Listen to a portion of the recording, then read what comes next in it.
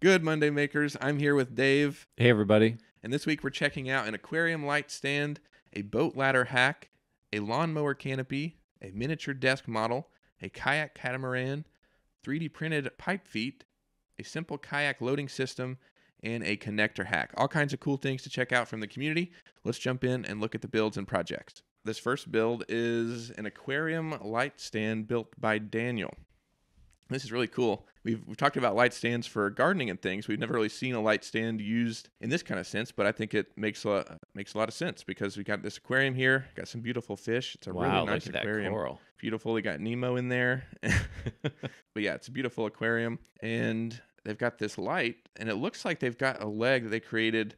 I don't know if that is conduit. I think maybe it's conduit, and then it goes up to a T. We're kind of, the connectors are kind of blocked there, but I would imagine it probably goes up to a T or maybe a 90 there, and then goes up.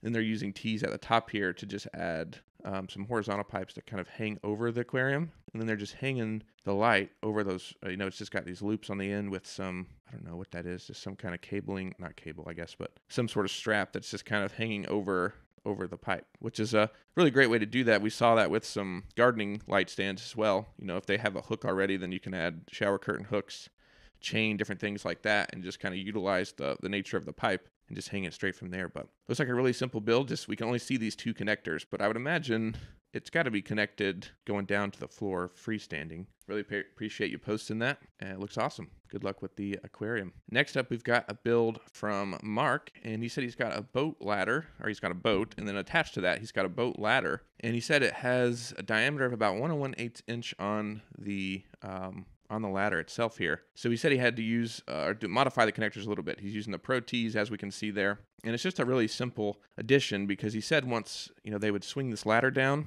and when people are climbing on it, they take a step or moving, just naturally the ladder is just banging up against the boat. So to prevent that, he just wanted to add some bump stops basically with the Pro T's. Ah, that's fantastic. Yeah. Anyone that has climbed up a ladder like that in the water knows how those things just like swing under and are totally wobbly. That's cool. Yeah, they just keep going on you. They make it kind of hard to climb because they're just right. Shaking and yeah, you feel like you're falling backwards when you get on it. Yeah, especially if it kind of swings up to the under the curve of the boat. Right. So yeah, it's a really smart addition. But he said this is a 1 1/8 inch diameter, and it looks like it telescopes, which is cool. But this very top one is 1 1/8 inch. But we can see he did the 1 inch EMT coming out of the bottom there. He added some rubber pipe feet there. Smart. Yep. So basically now whenever he swings that down, both of those are just going to be touching the boat and just add some support. I love it. What a simple solution to a problem that a lot of people have run into. Yeah, sure. And it has to be custom because you don't know how it's going to interface with the boat. Every boat's different, right? Like that whole thing is special. So, nice work. You have the ability to move this up and down, like Dave was saying, if you need this to be lower on this pipe or higher if you wanted to be up here. So yeah, that's really cool, really smart. Thanks again, Mark, for sharing that. And let's go to the next one. This is a build. This is from Jason. This is a lawnmower that he has, and he sent in a couple of videos. He built a sunshade over top of the lawnmower. In these riding lawnmowers, usually they're associated with a large amount of land that you got to mow. So, the sun's out, you get baked out in the sun while you're mowing, but he built this canopy with conduit. So I think this video is kind of an overview of the top we can see. Let's look at the underneath first. So basically he's got conduit going up the rollover bar, the protection bar here on the back, and he's got conduit going up and then it's bent, and then he makes basically a U shape around the front. Okay, and it looks like are those U-bolts connecting the conduit to the posts? I think he used conduit hangers. He gives us a close-up here. So this was a safety latch that he made, which is really clever. Nice. He drilled into the bar, then used one of those clips. I don't know what those clips are called, but he's got chain going up to it. But he's using the conduit hanger straps attached to the rollover bar to hold the conduit, at least on this side. Yeah, I can see that. Nice. That might be a different attachment for something else. Yeah, it looks like there's something else attached there. But, I think U-bolts is another option for attaching in that way. But we can see that was the safety latch. This is kind of underneath. And then on top, He's got some plywood. Looks like that's like some vinyl siding material, maybe. I'm not sure. But some plywood that just basically sits on top. And then he's got bolts going through the conduit, through the plywood with some washers, and then nuts going around that just kind of secures the top canopy portion to the framework. Yeah, that's great. I was just checking out the DIY tractor canopy kit that we had that was sent in, and because it reminded me of it, like maybe it's definitely different, but same sort of concept, to attach a canopy to the rollover protection of tractor, lawnmower, whatever. Right. It utilizes that bar that's already existing there. Right. So yeah, it's a really great addition to a mower or a tractor. It's really cool. Thanks so much, Jason, for sharing that. Next up, we've got a mini build from Mark, and he said he's looking for critique or ideas of his desk. So right now he's storing, I love the mini, he's got a mini PC tower, the mini Xbox, Nintendo Switch, and the monitor. Oh, wow. It looks like he's using like a piece of mulch or, that's really cool. But he said right now he's at the tower being stored on the left bay there, and then there's going to have a 30 by 60 tabletop with 2 shelves below for gaming systems, and I think maybe mount a surge protector, dual monitor mount. He said he's looking for a way to make the bay on the right side. He said he's going to be storing his 3D printer on this side, and is trying to figure out a way to incorporate drawers and incorporate a kind of a top work surface for his Ender 3. Oh, fantastic. It's a really great mini build. Looks like a great desk. And I don't know what it is. I love this model with all the different things. Yeah, it's really cool. I don't know what it is about desks, but I think desks are one of my favorite things to kind of build and modify. Yeah. I think this is because I spend so much time at one. Sure. It's where work and hobbies and play happens. It's like it needs to fit what you're doing. I definitely get it. And I think this is a great model to start with. I mean, he's got I see a lot of 9-degree connectors in here, 135s, which is an interesting technique to kind of add not so much of a sharp edge on the corner, not just like a rectangle that, comes to a point, but kind of curved there. Shelf underneath looks good.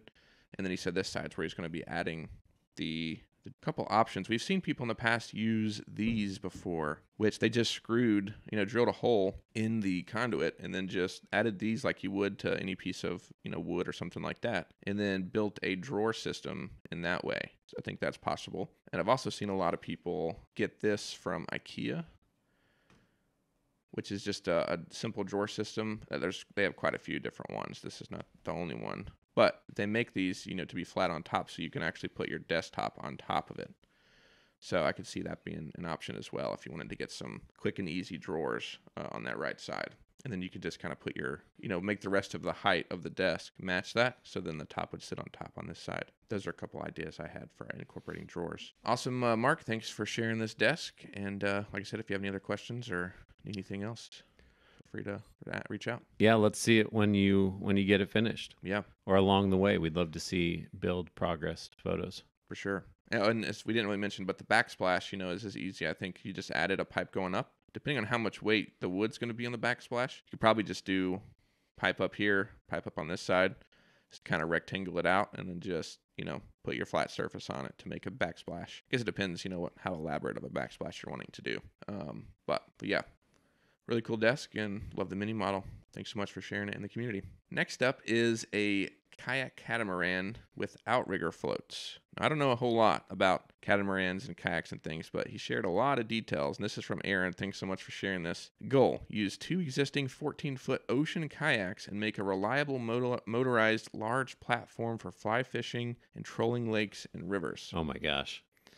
So basically, this is wild. Yeah. So basically, it's 2 14-foot kayaks that he's basically using almost as like the pontoon base. Yeah. Because you can't sit in it anymore. Like we saw last week or a couple weeks ago, we saw an actual boat made with rain barrels and things. But this is kind of that same kind of concept, I guess, but it's a lot more elaborate because they're adding a platform they can basically stand on and sit on and fish from. And this is just the beginning. He said he's actually doing his own fiberglass work to put, because I think the outrigger floats basically add kind of a bar that goes out and then it puts floats. So basically keeps it stable. It's just kind of a stability measure, and people use them just normally for a single kayak just to not tip over. But he said he's going to be doing that, and he's custom making them with fiberglass, and he's doing all kinds of things. It's going to have a 2.5 horsepower outboard motor.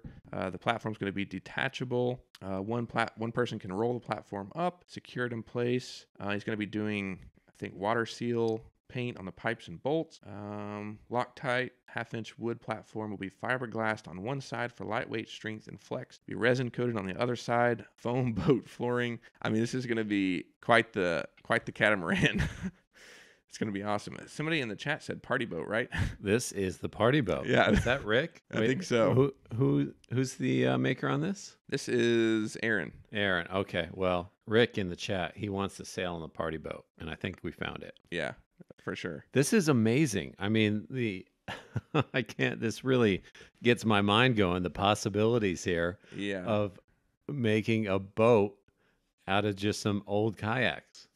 He said he wants to kind of go, I want to complete this process and water test the whole setup before sharing more details. So this is the work in progress design plan. I think somebody's got an adventure planned. That's what it sounds like. I think so. It's really sweet. It looks like it's coming out great, making good progress. The platform's looking awesome. The attachment method seems secure. So yeah, really great progress. We'd definitely love to see it when you're finished and as you keep working on it. Absolutely.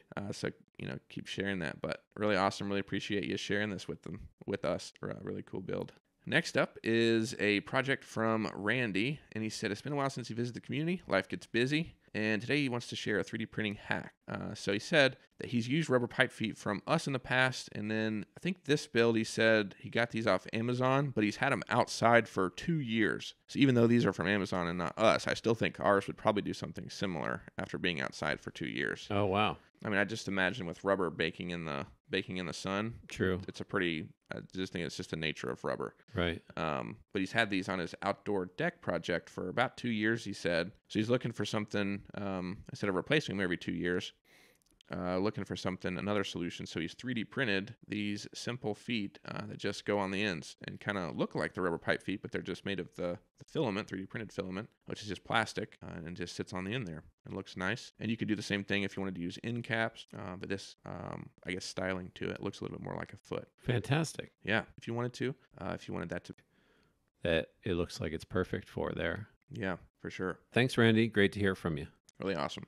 Thanks for posting it in the community. Next up is an interesting solution. So this is a kayak rail loading system. So, we've seen people that have roof racks. They build with conduit and they attach it to their existing roof rack. But this is kind of the same thing, except this pipe, there's only one pipe here that's attached to the rails that exist on the roof already. And then from there, they just bent conduit down and created a system that they can basically put the kayak on it, push it up, and just assist in loading it. Because, that is a massive kayak. That's probably, 50 pounds or more than that, you think? That looks like a heavy one. Yeah, and it looks pretty heavy. So just trying to, hold this above your head, or, if you're kind of shorter, or if you have 2 people, or your kids are trying to help you load it up, and it's kind of, off camber, and you're trying to get it up there, that would be quite the process. But this looks like you just put the kayak on it, and then it just goes up the rail and then drops down into place perfectly.